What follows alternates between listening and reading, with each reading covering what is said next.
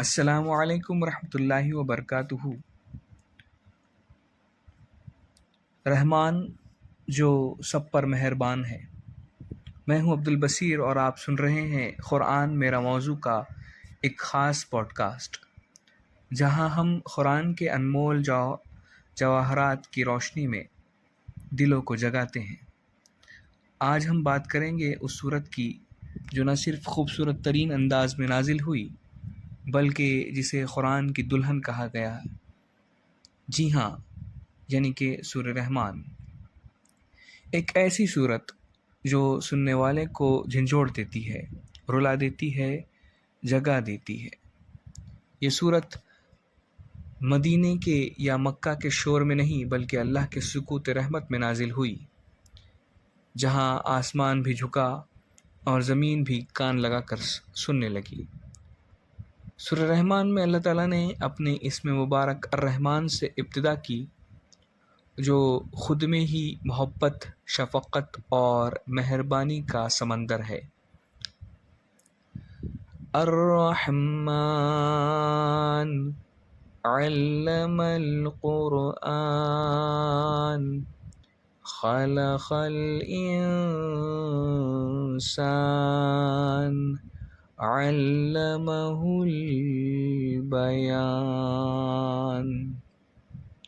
اللہ نے قرآن سکھایا، یعنی کہ سب سے بڑی نعمت جو دی وہ ہدایت دی، نہ ہی دولت دی، نہ ہی حکومت دی اور نہ ہی طاقت، بلکہ علم دیا، روشنی دی اور فہم و سمجھ دی۔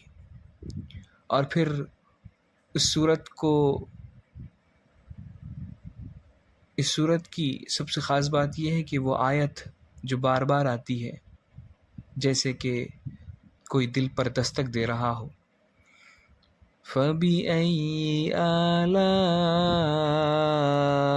رَبِّكُمَا تُكَذِّبَانِ،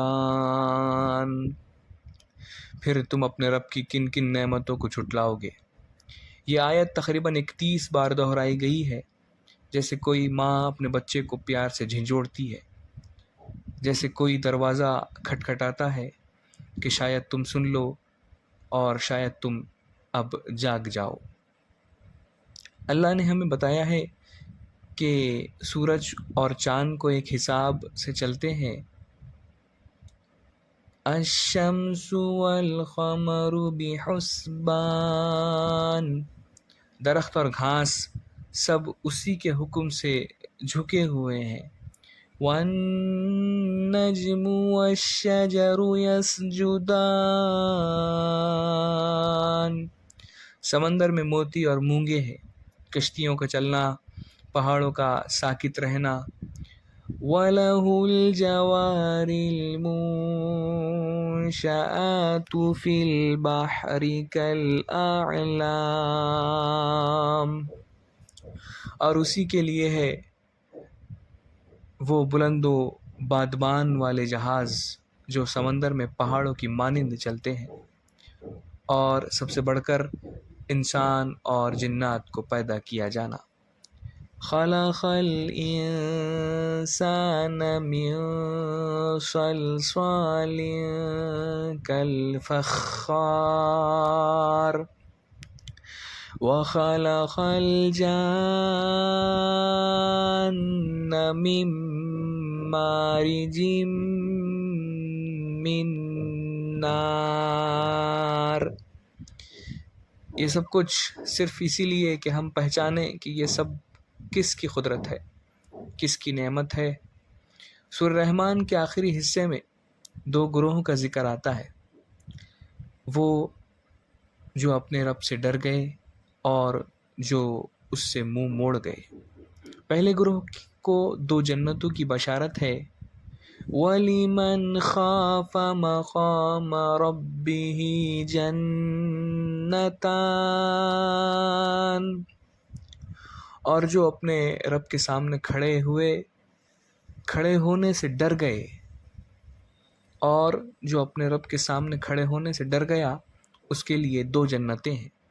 ایسی جنتیں جہاں نہ تھکن ہوگی نہ ہی غم، جہاں چشمے ہوں گے، پھل ہوں گے اور وہ سب کچھ جس کا دل چاہے، اور دوسرے کے لیے سخت انجام، دھوئیں اور آگ کی لپٹیں، کیونکہ جس نے رب کی نعمتوں کو جھٹلایا وہ رب کی ناراضی کا قابل ہوا۔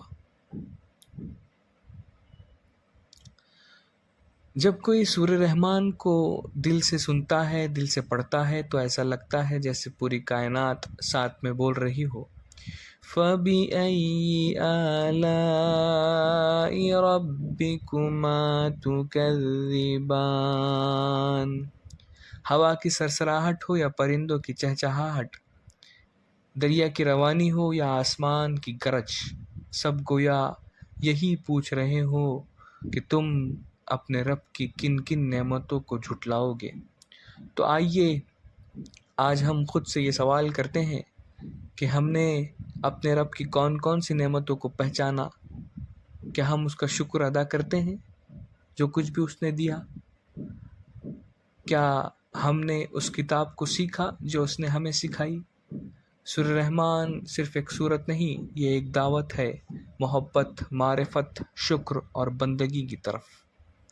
اور آخر میں یہی کہوں گا کہ اے اللہ، تو ہمیں اپنی نعمتوں کا شعور دے اور تو ہمیں ان لوگوں میں شامل کر جو تیری جنت کے حقدار ہیں، اور ہمیں تجھ سے محبت کرنے والا بنا، کیونکہ تو ہی ہے جس کی ہر نعمت بے مثال ہے۔ تو آپ سن رہے تھے قرآن میرا موضوع۔ اگلے پوڈ کاسٹ کے لیے تو ملتے ہیں اگلے پوڈ کاسٹ میں انشاءاللہ تعالی۔ تب تک کے لیے السلام علیکم ورحمۃ اللہ وبرکاتہ۔ جزاک اللہ خیرا کثیرا۔